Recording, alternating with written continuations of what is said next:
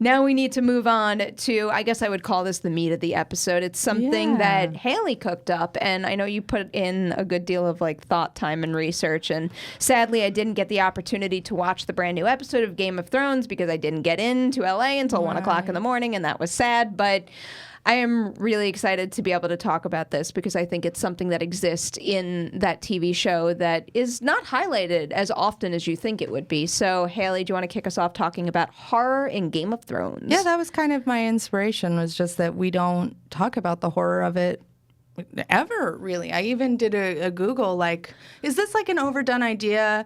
And it's really not. Like, not a lot of people have written articles about this. And I was surprised when you said it to me. I'm like, wow, I mean, I've thought about like the scarier, bloodier moments, of course, but I haven't really thought about like how Game of Thrones specifically taps into like genre themes and techniques. Like we discuss them when we're talking about our movies. Yeah, and it's a fascinating conversation that I think comes back to a lot of what we discuss pretty frequently, which is, you know, the boundaries between genre and the hard lines we make that maybe aren't appropriate to differentiate between that's horror, that's not horror. But, you know, I wouldn't argue that Game of Thrones is a straight up horror show. I would argue that it is intended to have massive amounts of horror in it, and it's all about just a slight switch of the lens through which you're viewing these things. I mean, especially George R. R. Martin is a very good horror writer as well as a fantasy writer. And when you read the books, I mean, the first chapter is terrifying. The first chapter is with the others, as they're called in the book, the White Walkers or the Whites, and no, I think White Walkers too. And it's terrifying. It is like the intro to the world of Game of Thrones in the novel is just 20 pages of shit your pants scary. And the show also, a lot of people forget, is introduced through horror as well, through the others or the White Walkers. But it's so quick that like it's not as intense. And it's not, you know, obviously the Whites being zombies is the biggest parallel to horror, but the White Walkers themselves are fascinating creatures of horror. You know, these creatures that were created by other mythical creatures to be their defenders against the world of men, and then became the nightmare of the world of men. That's very like mythologically horror, and I love that. You make me want to pick up the first book now. I've thought about it, and clearly I'm not intimidated by long reads, considering all I read right now is Stephen King, but maybe I will, especially for those first 20 pages. The first 20 pages are good. None of that stuff I just said about the creatures being created to protect from the world of men are in those first 20 pages. It's just a bunch of dudes being killed by the undead, but it's great. And, you know, it's not just that being the most obvious parallel, like the whites and the zombies, but there's also tremendous body horror throughout the show. One example being Grayscale. There's who then turn into the Stone Men, which were a different type of horror, you know? There's just so much psychological horror. I was going to say, I think one of the things that scares me most in Game of Thrones isn't necessarily, like, I think the White Walkers are quite scary and very threatening, and they've built that threat throughout the series exceptionally well, but it's the human horror that really gets me, just like the manipulation and the tactics someone will go to in order to achieve power, because it's not just isolated to the world of Game of Thrones as we know it. It makes you look over your shoulder and think what someone else will do to get what they want. And I think the examples of that in Game of Thrones are extreme, but it does bleed into reality in a really unsettling way. It does. I mean, yeah, someone always is going to want what you have, and some people will do horrible things for it. But I also think that the show functions, or the books, whichever you're into, both, function so much on just the basis of dread and fear in the first place. Like a lot of people would maybe put it into more like thriller territory, which is a discussion I hate. Like the lines are so blurry between thriller and horror that I don't particularly love trying to single out which is which to extreme detail. But it's unnecessary too. I do appreciate like inspecting genre, but not boxing it. Yeah. So it is fascinating, though, how much of it is propulsive because of the constant thread of fear that runs through everything. This constant dread and knowing that something horrible is about to happen to the people you care about. Yeah, and that's something they establish so well right from the beginning, is because, you know, it's one thing to introduce the White Walkers and then have the threat be beyond the wall and then all of a sudden have maybe, let's say, them steamroll all of humanity there. Right. But it's a different thing to start the show with the Stark family, because I immediately felt the connection there, and they very immediately established the fact that at any given moment, whether someone is a family man or not, like, anyone can go. Yeah. Anyone can go at any moment. And I think that is one of the, like, the shining qualities of the show that has kept me invested from start to finish, whether we're talking about, you know, like a more dialogue heavy, slower scene or something where there's this big epic battle. There is this feeling that at any given second, someone is going to bite the dust. Yeah. And the fact that I know and I believe in certain connections that particular characters have and how much, like, they love one another. I mean, it really, truly has had me on the edge of my seat for the large majority of the footage that I've seen over the last 8 years. It's spectacularly crafted drama, and it pulls its drama from a strong base of dread, which is very effective. And there's also, I mean, you get into some of the more culty religious aspects of it can be terrifying. Melisandre and Stannis were horrible. Is she one of your favorites? I feel like that is a Haleigh character right there. I find her fascinating. I don't root for her, but she's one of my favorites to read about. Her abilities are super scary. Her devotion, though, which is a common theme throughout all of the religions, is the scariest. You know, whether we're talking about Roller or the Lord of Light, or we're talking about the Seven and the Septs and the the Septons and the Septas of Lots the of Seven. words. Yes, who too many S's in a row for my poor pitiful mouth.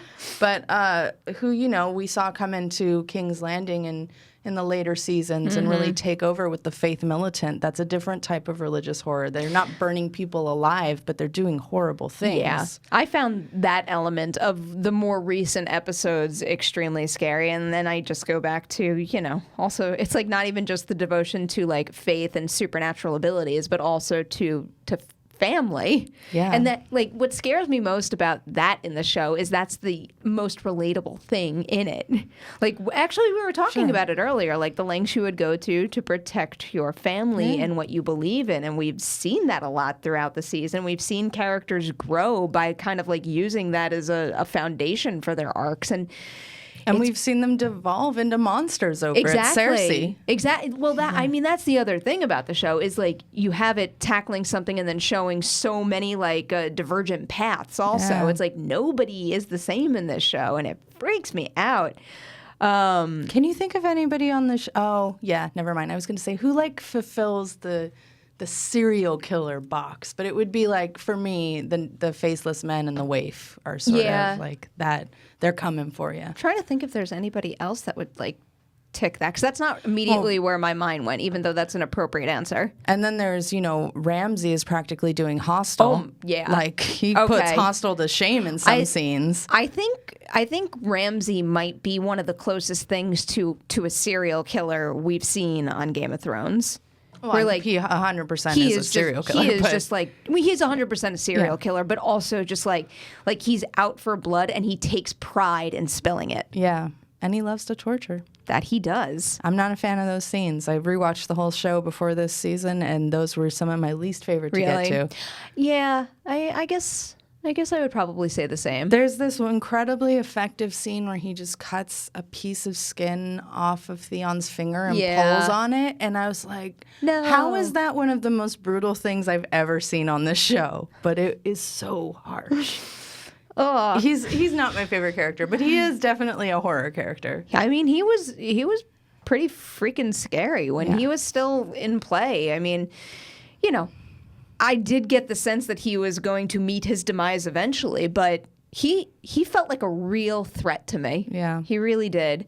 I mean, this is the cliche answer to go with, but I don't think I've ever been like so holy shit and scared about what was happening, like more so than when I was watching The Red Wedding for the first time. Oh, that's devastating. Because like at that point in time, I wasn't really in tune with the ongoing conversation as the show was airing. So I felt like a little out of the loop, and like I didn't even really know. I wasn't looking into spoilers at that point either. So just like going into the Red Wedding cold and having no clue what was going to happen, and then just seeing so many characters that I assumed, it's like you shouldn't make assumptions based on stories, but sometimes when you have key characters in a show, you are going to assume they are going to live to see another day or another episode, and to see so many wiped out in one quick, beautifully shot, brutal scene. It's horrible. It's one of my most traumatic things of like my whole life is first reading The Red Wedding and then watching it, which I knew everything that was coming, which I think made it worse in some ways. I do wonder I was just like about holding that. my head, shaking the whole episode. It's such a well-executed scene. Oh, like it's that's fabulous. That's the other thing that I really admire about Game of Thrones, because a lot of the, I mean, actually, especially I feel bad like ripping apart American Horror Story when it's something I love so much, especially something that handles things like that in such like a, again, using the word theatrical, like a showy way. It's like, haha, look what we can do with all this blood and this gore and this crazy imagery. And then you look at a show like Game of Thrones that has a similar amount of like, let's say blood and gore, but it earns it. Yeah, it's a totally different approach. It's so like jumping off of The Red Wedding, and I'm going to dip into a little bit of book spoilers here as a warning to the audience, but there's no guarantees this won't happen in the show, but it would have happened if they were doing it correctly like 4 seasons ago, so it's very unlikely that this will spoil the show in any capacity. Okay. After The Red Wedding, Catelyn actually comes back from the dead and becomes this horrifying just show of vengeance and bloodshed, and loses all of her redeeming qualities, of which arguably she didn't have a ton to begin with. She's a challenging character from the get-go. Yeah. But it's another phenomenal example of at least how in the books George R. R. Martin embraces horror to, to continue his drama. I'm just completely picturing this playing out Pet Sematary style. It's maybe even meaner. Okay. She's awful. But I really need to read these. They're fantastic, and they are quite different ultimately from the show because there's so much more that the show just couldn't get to. I mean, I do wonder. That's, not to veer off track, but that's something that's like the way my mind works with books, with book reading and the adaptations is oftentimes I lose interest in reading the book when I've already seen the film. Yeah. I for whatever reason, that's just the way it usually runs for me. It's like I hear about something being adapted, I read it before it comes out, and then I jump into the movie. I get that. But if there's more to Game of Thrones in the book, so much more. It's like not that I'm unaware of that. I've had a million people tell me that over the course of covering the show, but I probably should just like rip the Band-Aid off and take the plunge after I finish Dead Zone. I always Dead Zone. Stephen King. Oh, right, reading.